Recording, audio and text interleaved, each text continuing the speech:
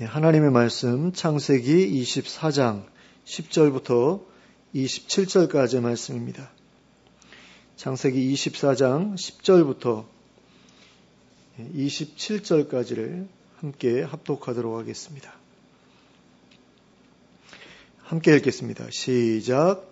이에 종이 그 주인의 낙타 중 10피를 끌고 떠났는데 곧 그의 주인의 모든 좋은 것을 가지고 떠나 메소보다미아로 가서 나홀의 성에 이르러 그 낙타를 성 밖 우물 곁에 꿀렸으니 저녁 때라 여인들이 물을 기르러 나올 때였더라. 그가 이르되 우리 주인 아브라함의 하나님 여호와여 원하건대 오늘 나에게 순조롭게 만나게 하사 내 주인 아브라함에게 은혜를 베푸시옵소서. 성중 사람의 딸들이 물 기르러 나오게 싸우니 내가 우물 곁에 서 있다가 한 소녀에게 이르기를 청하건대 너는 물동이를 기울여 나로 마시게 하라 하리니 그의 대답이 마시라 내가 당신의 낙타에게도 마시게 하리라 하면 그는 주께서 주의 종 이삭을 위하여 정하신 자라. 이로 말미암아 주께서 내 주인에게 은혜 베푸심을 내가 알겠나이다. 말을 마치기도 전에 리브가가 물동이를 어깨에 메고 나오니 그는 아브라함의 동생 나홀의 아내 밀가의 아들 부두엘의 소생이라. 그 소녀는 보기에 심히 아리답고 지금까지 남자가 가까이 하지 아니한 처녀더라. 그가 우물로 내려가서 물을 그 물동이에 채워가지고 올라오는지라. 종이 마주 달려가서 이르되 청하건대 내 물동이의 물을 내게 조금 마시게 하라. 그가 이르되 내 주여 마시소서 하며 급히 그 물동이를 손에 내려 마시게 하고 마시게 하기를 다하고 이르되 당신의 낙타를 위하여서도 물을 길어 그것들도 배불리 마시게 하리이다 하고 급히 물동이의 물을 구유에 붓고 다시 기르려고 우물로 달려가서 모든 낙타를 위하여 깃는지라.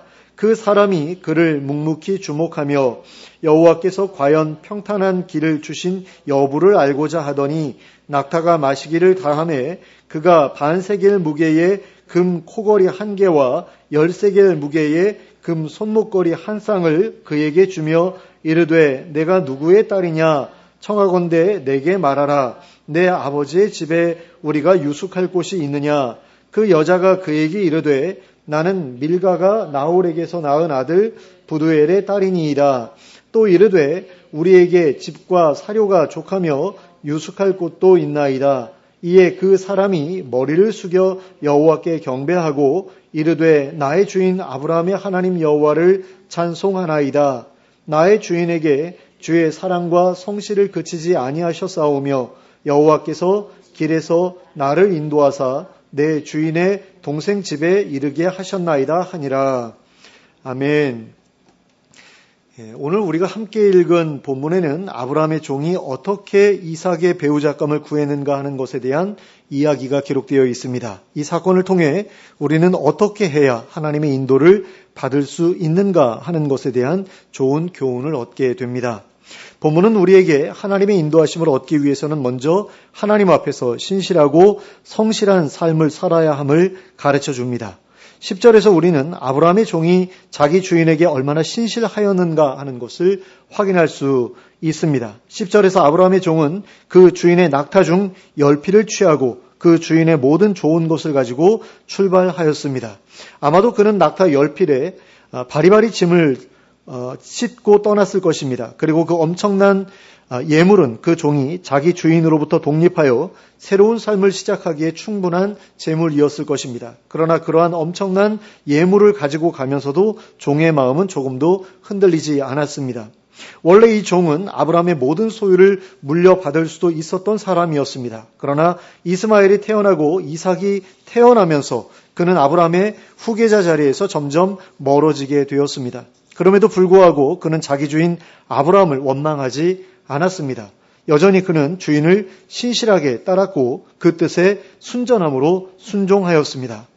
그리고 우리는 12절에 기록된 내용을 통해 이 종의 주인을 향한 마음이 어떠했는지를 알 수 있게 됩니다. 12절 말씀입니다. 그가 이르되 우리 주인 아브라함의 하나님 여호와여 원하건대 오늘 나에게 순조롭게 만나게 하사 내 주인 아브라함에게 은혜를 베푸시옵소서. 그러니까 자기가 하려고 하는 일이 잘 되게 해주셔서 자기 주인이 하나님의 은혜를 누리게 해달라고 하나님께 기도하고 있습니다. 이 종에게는 이처럼 자기 주인 아브라함에 대한 그런 충성심과 신실함이 있었던 겁니다. 그런데 종에게는 자기 주인에 대한 신실함뿐 아니라 하나님에 대한 신실함도 있었습니다. 그래서 이 종은 하나님의 인도하심을 의지해서 자신에게 맡겨진 사명을 이루고자 하였습니다. 그리고 이 종이 이렇게 하였던 것은 참으로 지혜로운 선택이었습니다. 그리고 이 종이 하나님의 인도하심을 구하고 확인해 나가는 과정은 하나님의 인도하심을 받는 일에 대한 매우 모범적인 태도를 우리들에게 가르쳐 주고 있습니다.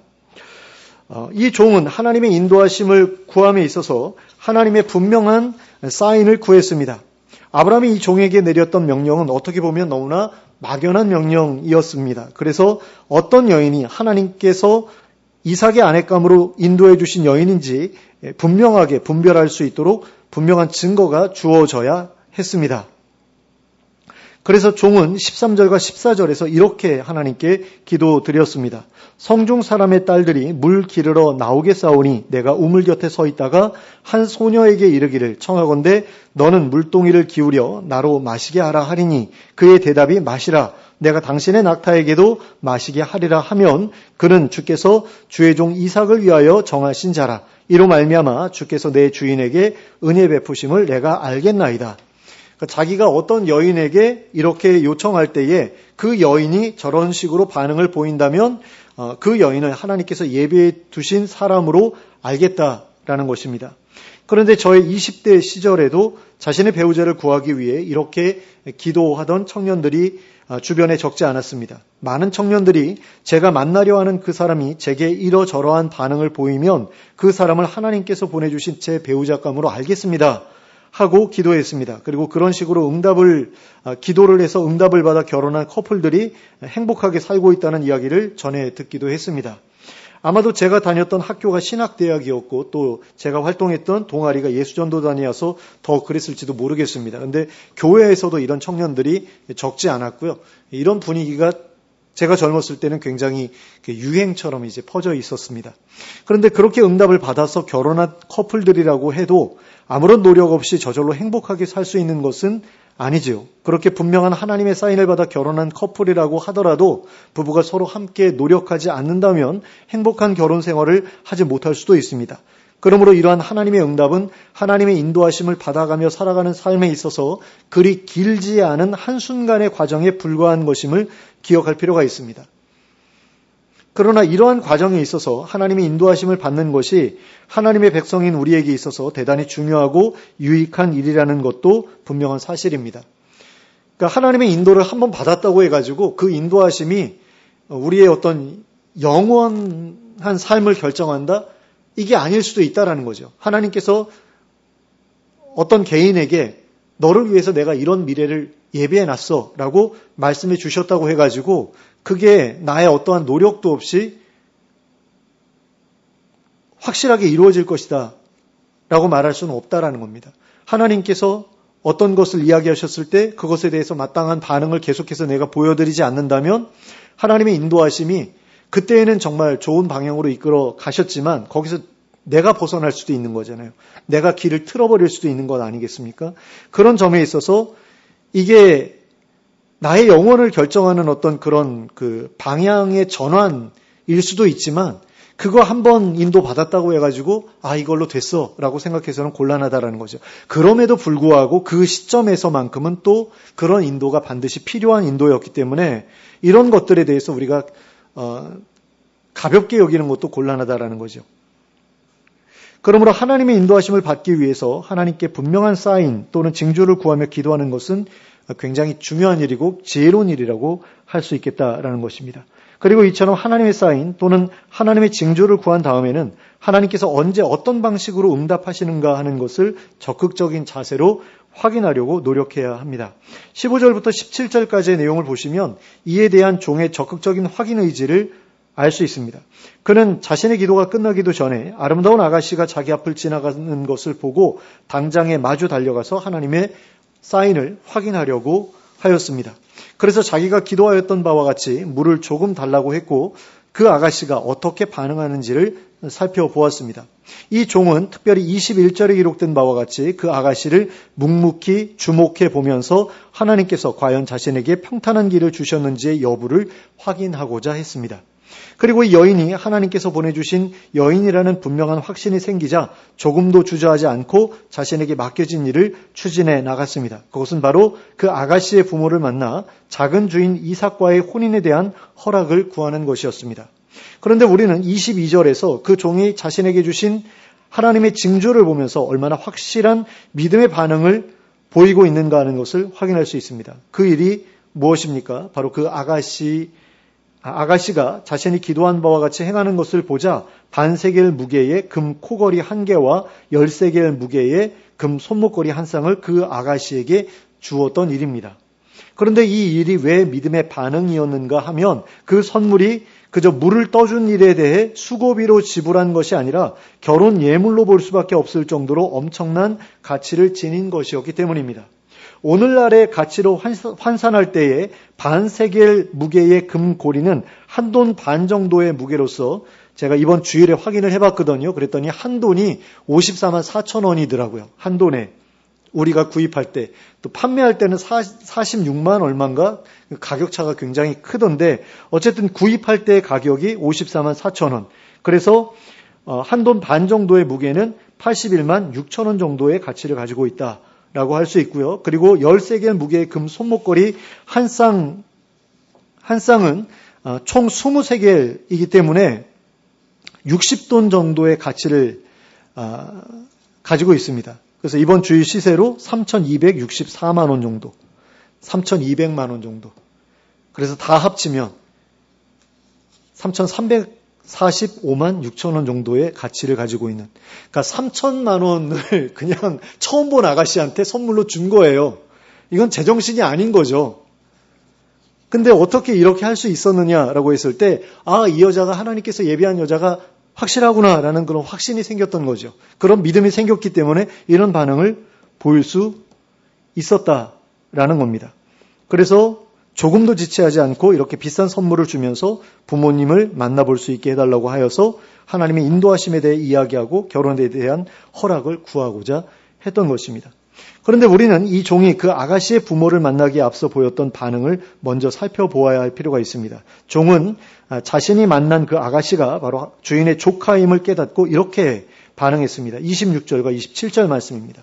이에 그 사람이 머리를 숙여 여호와께 경배하고 이르되 나의 주인 아브라함의 하나님 여호와를 찬송하나이다. 나의 주인에게 주의 사랑과 성실을 그치지 아니하였사오며 여호와께서 길에서 나를 인도하사 내 주인의 동생 집에 이르게 하셨나이다 하니라.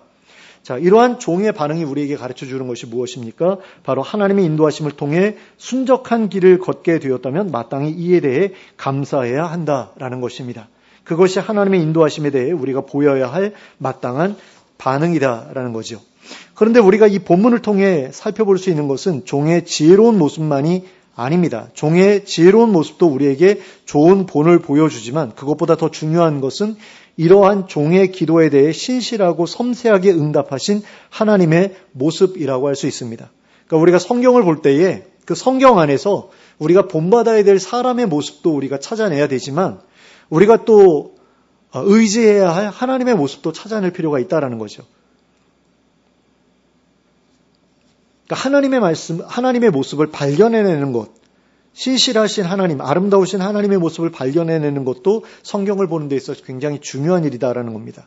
그런데 우리가 이 본문을 통해서 발견하게 되는 하나님의 모습은 첫째로 우리의 기도보다 훨씬 더 먼저 예비해 놓으시는 하나님이시라는 겁니다. 하나님께서는 이미 이삭의 배우자감을 준비해 놓고 계셨습니다. 그래서 종의 기도가 끝나기도 전에 종의 눈앞에 그 아가씨를 이끌어 오셨습니다. 이것은 결코 우연한 일이 아니었습니다. 하나님의 분명한 계획 아래에서 가장 적절한 시간에 두 사람이 만나도록 조치하신 일이었습니다. 그런데 이것을 예배하기 위해서는 먼저 그 아가씨가 태어났어야 됐을 것 아니에요.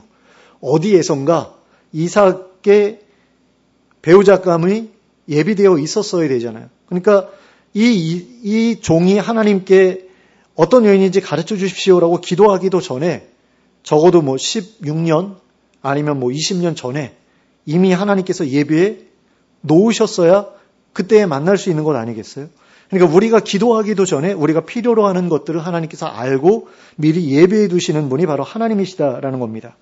하나님께서는 결코 즉흥적으로 일하시는 분이 아니시죠. 그러므로 우리의 미래에 대해서도 분명한 계획과 준비를 가지고 예비해 놓으셨습니다. 그것도 가장 좋은 길, 가장 최선의 길을 예비해 놓으셨습니다. 그래서 우리가 우리의 미래에 대해 하나님의 인도하심을 구해야 하는 것입니다. 그래야만 가장 좋은 길, 가장 최선의 길을 발견할 수 있게 되기 때문입니다. 우리가 이 본문을 통해 발견하게 되는 하나님의 모습은 둘째로 우리의 기대보다 더 좋은 것을 예비해 주시는 하나님이시라는 겁니다. 하나님께서 이삭을 위해 예비해 놓으신 신부감은 이 종이 생각했던 것 이상으로 좋은 또는 훌륭한 신부감이었습니다. 16절 말씀을 보시기 바랍니다. 그 소녀는 보기에 심히 아리따고 지금까지 남자가 가까이 하지 아니한 처녀더라. 그가 우물로 내려가서 물을 그 물동이에 채워가지고 올라오는지라. 근데 이 이후에도 이 소녀가 했던 일들이 기록되어 있잖아요. 자, 심히 아리따고 그때까지 남자가 가까이 하지 않았다. 라고 기록되어 있고요. 거기에 더해서 신체 건강하고 힘도 좋아서 무려 10마리의 낙타가 마실 물을 혼자서 길어낼 정도였다라고 기록하고 있습니다. 그러니까 건강할 뿐 아니라 부지런하기까지 했다라는 거죠. 무엇보다 그 여인은 하나님을 경외할 줄 아는 여인이었습니다. 그 뒤에 이어지는 내용을 통해서 우리가 이런 것들을 확인할 수 있습니다.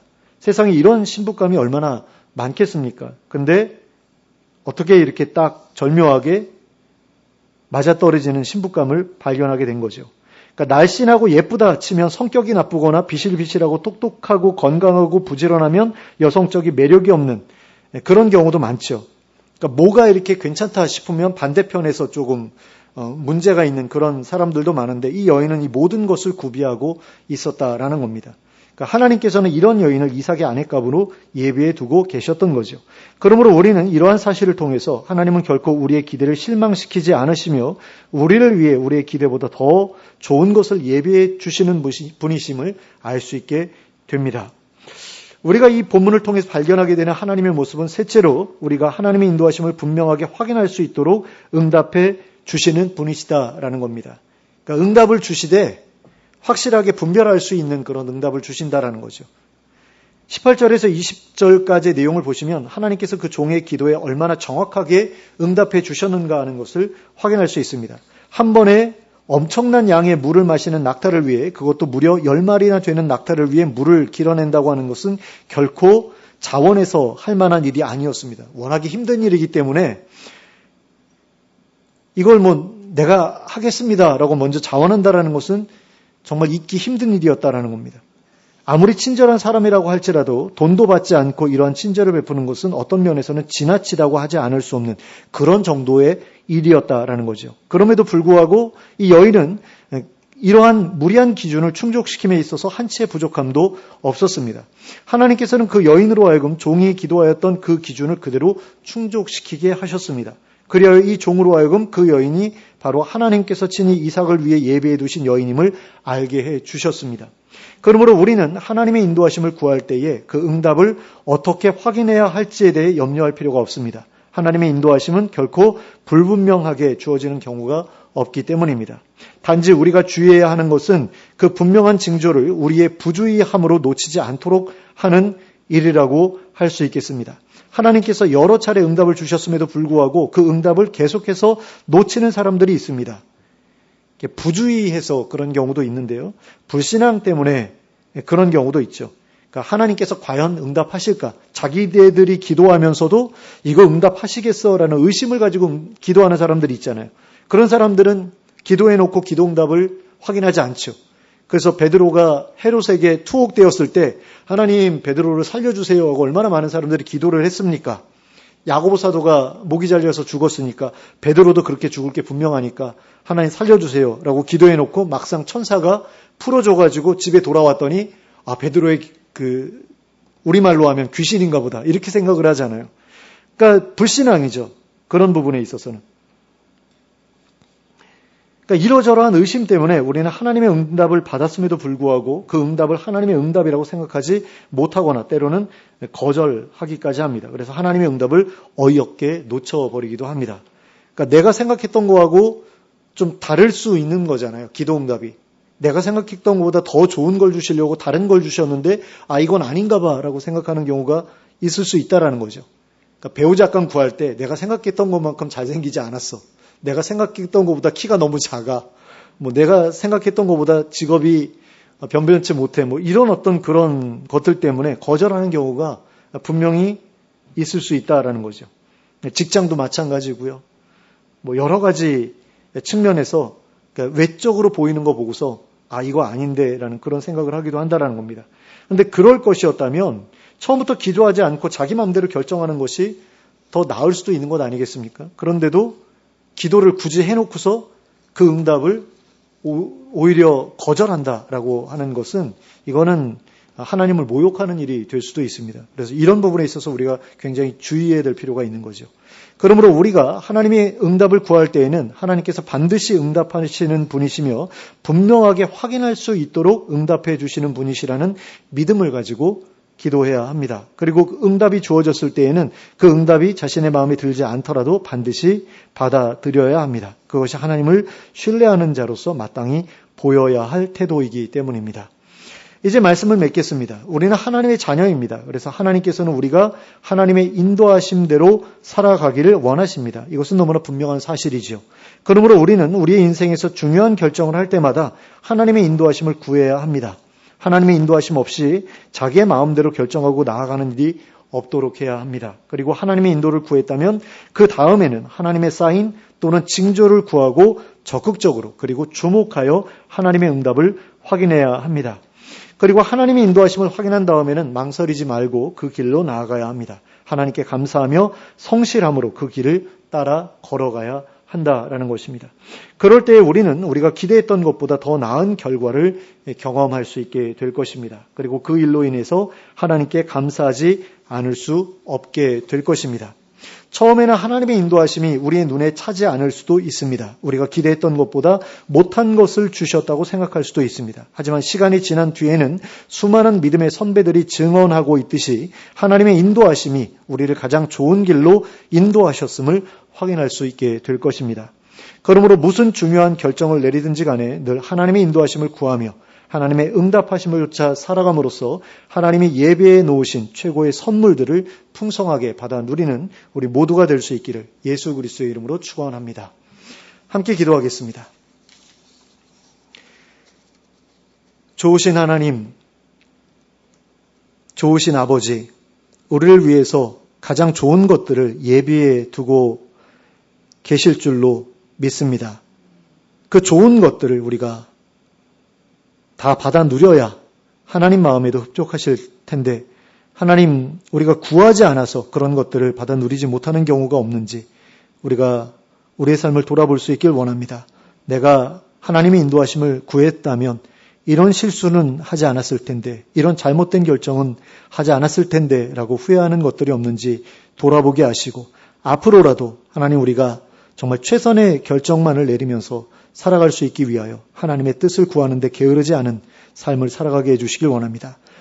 중요한 결정을 앞두고 늘 하나님께 기도하는 자들 되게 하여 주시고 그 기도하는 가운데 최선의 길을 하나님께 인도받을 수 있게 해주시길 원합니다. 내 마음에 들지 않을지라도 하나님께서 보여주신 것이 분명하다면 그 인도하심을 거절하지 않게 하여 주시고 하나님께서 인도하시는 그 길로 나가기에 게으르지 않는 저희가 될 수 있도록 저희를 인도하여 주시옵소서.